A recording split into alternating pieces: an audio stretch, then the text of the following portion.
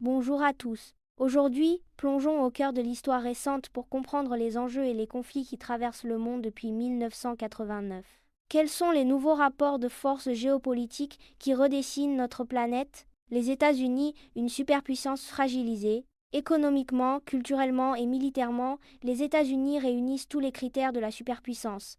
Depuis l'effacement de la Russie, ils endossent le rôle de gendarme du monde. En 1991, avec l'aval de l'ONU, ils interviennent dans la guerre du Golfe et libèrent le Koweït occupé par l'Irak, menant alors une politique multilatérale. Leur forte influence pousse aussi l'ONU à intervenir dans des conflits locaux. Le génocide des Tutsis au Rwanda en 1994 ou encore le massacre des musulmans bosniaques par les Serbes en 1995. Mais cette puissance est contestée.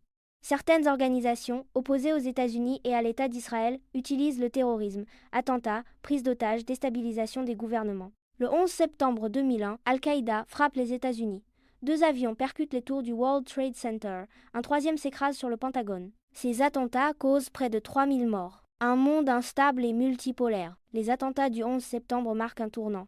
Le président George W. Bush définit un axe du mal à combattre. Les États-Unis et leurs alliés envahissent l'Afghanistan en 2001, puis l'Irak en 2003, accusés de soutenir Al-Qaïda et de détenir des armes de destruction massive. Cette guerre préventive, menée sans l'approbation de l'ONU, est un choix unilatéral. Après des victoires, l'armée américaine s'enlise. L'unilatéralisme est un échec. De nouvelles menaces surgissent. Les guerres civiles, famines organisées et guérillas se multiplient en Afrique noire et au Moyen-Orient, souvent liées à des rivalités ethniques, religieuses ou à des ressources comme le pétrole et l'eau. En 2014, Daesh prend place avec un califat en Irak et en Syrie. Ces attaques frappent l'Europe, l'Afrique et le Proche-Orient. En mars 2019, la coalition internationale annonce la fin de son califat, mais des combats perdurent. Aux années 2020, de nouveaux défis apparaissent. Une pandémie mondiale et l'invasion de l'Ukraine par la Russie en 2022. De nouveaux acteurs s'imposent: le Brésil, la Russie, l'Inde, la Chine et l'Afrique du Sud. Les BRICS conjuguent puissance démographique et économique. La Chine domine le commerce mondial et développe sa puissance militaire.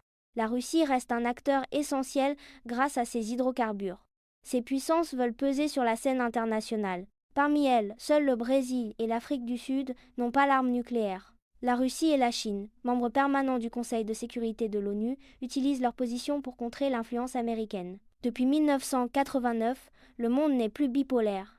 Il est instable, multipolaire, traversé de nouveaux équilibres et de nouveaux dangers. Alors, si tu veux approfondir cette notion ou si certains points restent flous, n'hésite pas à poser tes questions en commentaire et abonne-toi pour continuer tes révisions du brevet.